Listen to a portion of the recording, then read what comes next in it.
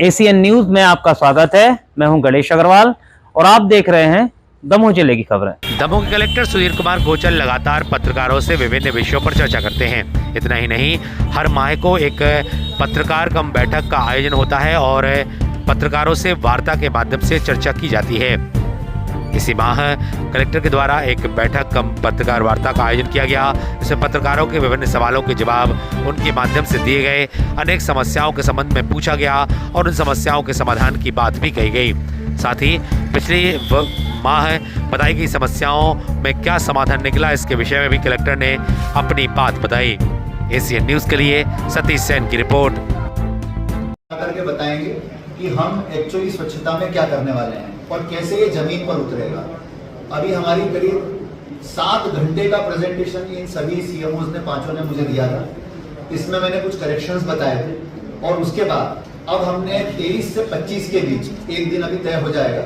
हम PG college के auditorium में एक बड़ा प्रेजेंटेशन रखने जा रहे हैं और इस प्रेजेंटेशन में हम जो जितने हमारे 6 नगरीय निकाय हैं, इन 6 नगरीय निकायों के सम्मानित पार्षद लोगों को बुलाएंगे और उन पार्षद लोगों के सामने प्रत्येक नगरीय निकाय की स्वच्छता योजना का प्रेजेंटेशन होगा और हम उसमें पार्षद लोगों के सुझाव लेंगे कि इसमें कैसे इसको काम ठीक से और किया जा सकता है। तो इस बार हमारा टारगेट ये है कि आने वाली 2 अक्टूबर से, जो कि महात्मा गांधी जी की जयंती है, उस दिन से हम स्वच्छता की रैंकिंग के ऊपर सीरियसली काम पूरे जिले के अंदर प्रारंभ कर देंगे और सभी पार्षद लोगों से सुझाव लेने के बाद, ताकि जमीनी स्तर पर काम दिखने की स्थिति बने, पिछली बारों जैसी स्थिति न बने। इसके लिए हमारा पूरा प्रयास रहेगा। तो ये हम लोग अभी करने जा रहे हैं।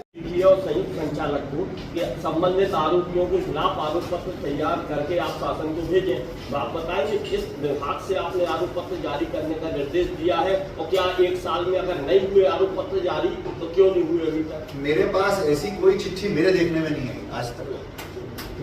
मुझे इतना याद है कि मैंने पत्र लिखा था, उसके बाद से मेरे पास कोई कम्युनिकेशन मेरे देखने में नहीं आया। यदि ये मेरे देखने में आ चुका होता तो आई थिंक 15 दिन के अंदर हमारे यहाँ से आरोप पत्र चले जाते। अभी भी मैं बोलता हूँ हमारे अधिकारियों को, यदि आज भी मेरे को मिल जाते हैं वो, तो मैं अगले 15 दिन के अंदर जो है आरोप पत्र भेजता हूँ। संयुक्त संचालक का पत्र है सर 1/8 को, वो पता नहीं मेरे पास देखने में नहीं आया आज तक। मेरी टेबल पे आता तो मुझे याद है। परियोजना दूरा को भी गई है लेकिन वहाँ भी नहीं गया है लेटर, वो कह रहे हमारे यहाँ भी नहीं आया। मैं इसीलिए कह रहा हूँ कि ये बहुत संवेदनशील मुद्दा है और यदि इसका पत्र आता तो मुझे बिल्कुल कैटेगरिकली ध्यान में होता है। मैं तो आपको व्हाट्सएप बिल्कुल दे दीजिए, तो मैं तो आज ही उस पर कार्रवाई शुरू करूँ। किसानों को लेकर इसका भी सदुपयोग होना शुरू हो, तो वहाँ पर जल्दी हमारा प्लान है कि 1 महीने के अंदर हम लाइब्रेरी सेटअप कर देंगे। सबसे बड़ी लाइब्रेरी तो नहीं है जी, बड़ी लाइब्रेरी नहीं। कॉम्पिटिटिव एग्जाम की पढ़ाई की लाइब्रेरी अलग तरह की, उसकी किताबें अलग। वहाँ पर रेगुलर किताबों का काम उतना नहीं। जैसे एनसीईआरटी की किताबें, अब एनसीईआरटी की किताबें वो कॉलेज की लाइब्रेरी में नहीं मिलेगी, वो अलग से।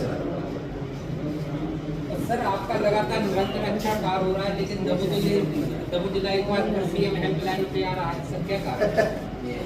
देखिए, इसमें भी मैं आपको क्लियर कर देता हूँ, है ना। मैंने दोनों तरह के समाचार देखे।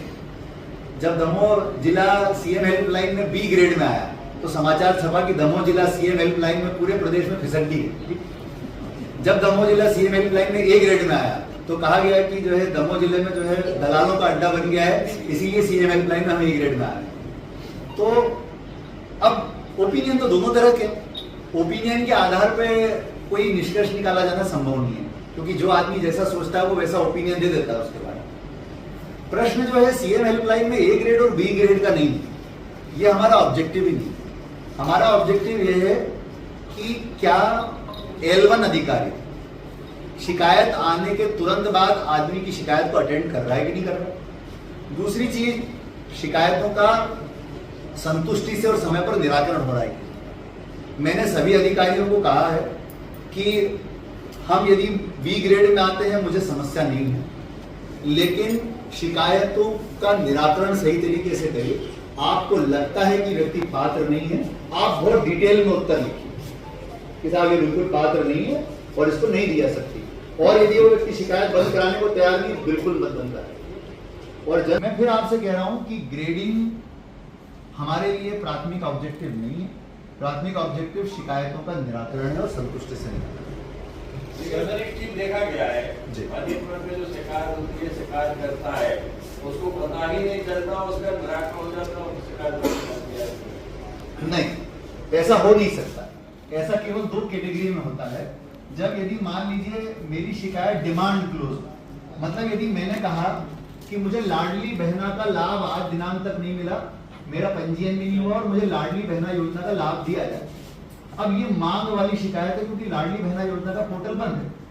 ये शिकायत आवेदक को पूछे बिना बंद की जा सकती है क्योंकि वो डिमांड। इसी प्रकार फोर्स क्लोज कि जिसमें विभाग ये कहता है कि हमने अपना पूरा फोर्स क्लोज के लिए आवेदन देता है। फोर्स क्लोज की और डिमांड क्लोज की अच्छी बात यह है कि L1 अधिकारी स्वयं नहीं कर सकता, वो कोई वरिष्ठ अधिकारी ही कर सकता है। तो ये जिम्मेदारी वरिष्ठ अधिकारी की होती है। जैसे मान लो मैं कलेक्टर हूं, तो कलेक्टर के रूप में यदि मैं फोर्स क्लोज करता हूं तो ये मेरी रिस्पॉन्सिबिलिटी है यदि मैंने गलत फोर्स क्लोज, ताकि वो काम का उत्तरदायित्व ऊपर निर्धारित। तो डिमांड क्लोज और फोर्स क्लोज ऐसी शिकायतें हैं जिसके बारे में आवेदक को पता नहीं चलता है और वो बंद हो सकती है। सर, हम आपको ऐसा एक मामला देंगे जब आप चीजें वापस आएंगे जी, उसमें जो गड़बड़ी हुई है, भ्रष्टाचार हुआ है, उसके आपको पुख्ता सबूत देंगे और बताएंगे कि इसकी शिकायत फर्जी की गई है। सर फोर्स बिल्कुल। भी अगर गलत तरीके से की गई है यदि मान लीजिए फोर्स क्लोज या डिमांड क्लोज गलत तरीके से किया गया है तो वो भी अत्यंत आपत्तिजनक है, उस पर बिल्कुल कार्रवाई होनी चाहिए। कैसे होगी? कोई भी चीज गलत नहीं कर सकते। इसीलिए उसमें तरीका यह है कि यदि सीएम हेल्पलाइन का आप भी प्रिंट आउट निकाल सकते हैं पूरा।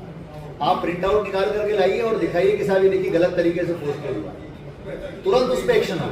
हमारी शिकायत को तो 6 महीने से उसको विभाग ही नहीं मिलता है। विभाग ही राष्ट्रीय राजमार्ग की शिकायत है, वो हमारी से 3 महीने की, इस विभाग से उस विभाग से अभी तक कोई उसको विभाग नहीं मिला शिकायत की। यदि मान लीजिए ऐसी कोई शिकायत होती है जिसका कोई विभाग नहीं मिल रहा है, तो जिस विभाग के पास गई है उसकी जवाबदारी होती है कि वो कलेक्टर को बताए। कलेक्टर तय करते हैं कि ये किस विभाग में चली जाएगी, और यदि वो नहीं तो आप भी बता सकते हैं। अब होता क्या है, नोडल एजेंसी होती है सर जो प्राइवेट है मैक्सिमम, जैसे पहले अपने यहाँ चोलामंडलम में उन्होंने क्या किया कि सर मान लीजिए नोहटा बेल्ट में धान की खेती होती है और सारा तरफ वाले बेल्ट है उधर सोयाबीन की खेती होती है। तो उन्होंने जो अपनी जो दर्ज करते हैं तो वो उन्होंने धान की जगह यहाँ पर दर्शा दिया कि सोयाबीन की फसल है और सोयाबीन लगाई नहीं है। अब मौके पर गए पता चला कि साहब यहाँ पे नष्ट हो गया, तो वो फसल बीमा की आप पात्रता नहीं रखते, यहाँ पे आपने धान दर्शा रखा। जो पटवारियों के साथ मिलकर के ये जो होता है सर गेम पूरा, किसान ने जो फसल लगाई ही नहीं है, आप उस फसल का बीमा कर रहे हो, आप बोलते हैं हम मौके पर फसल ही नहीं। ये बहुत बड़ा स्कैम है सर, करोड़ों रुपए का हर साल। सर फसल बीमा का पैसा काटा जा रहा है लेकिन फसल बीमा की राशि 3 साल से नहीं। बहुत गहराई से सर अच्छा, तो मैंने बहुत गहराई से उसमें देखा। अच्छा पहले क्या था सर, नियम आरबीआई की गाइडलाइन की थ्रेशोल्ड है, 3 साल के आधार पर फसल का रेशियो निकालते हैं। अब वो थ्रेशोल्ड खत्म कर दिया सरकार ने, उसके बाद भी नहीं आता। कारण क्या है, हमारे खेत में मक्का बोआ हुआ है, आपकी जो गिरदावरी दर्ज होती है उसमें ज्वार दर्शा दिया। अब मौके पर जब सत्यापन होता है तो मक्का मिलता नहीं है साहब, ये इसलिए पैसा नहीं मिलता सर। इसका बहुत बड़ा स्कैम है। देखिए बीमा के संबंध में अभी मुझे लगता है 7 दिन भी नहीं हुए। 7 दिन पहले बीमा कंपनी जो हमारे यहाँ है उनके प्रतिनिधि, उनके सारे नोडल सर्वेयर, हमारे जितने संबंधित विभाग और किसान संगठन भी उस सारे बैठक में आए थे। हमने सबके साथ इस बारे में एक मीटिंग की थी। तो उसमें ये निकल करके आया था कि हमारे यहाँ 2 या 3 जिले हैं जहाँ पर मध्य प्रदेश में बीमा की राशि अधिक मात्रा में मिली है, जबकि बाकी जिलों में कम मात्रा में आई है। तो उसका जो मूल कारण समझ में आया वो ये समझ में आया कि जो बीमा कंपनी है वो देखती कि शॉर्टफॉल कितना हुआ है, मतलब जो उत्पादन एक्चुअली होना कितना था और कितना हुआ है, कितना लगाया था और एक्चुअली कितना हुआ, उसके बीच का जो अंतर होता है वो शॉर्टफॉल होता है। तो क्या होता है कई बार कि अलग अलग एजेंसियां उत्पादन के आंकड़े अपने हिसाब से बनाती हैं। तो जैसे मान लीजिए रेवेन्यू डिपार्टमेंट है, वो गिरदावरी करके अपने बनाता है, कृषि विभाग अपने आंकड़े बनाता है, उपार्जन के समय हमको अपने आंकड़े मिलते हैं। तो अलग अलग एजेंसियां जब ये अलग अलग आंकड़े लेती हैं तो उस कारण से कई बार स्थिति ऐसी बनती है कि हम वास्तविक क्षति का आकलन कई बार नहीं कर पाते हैं।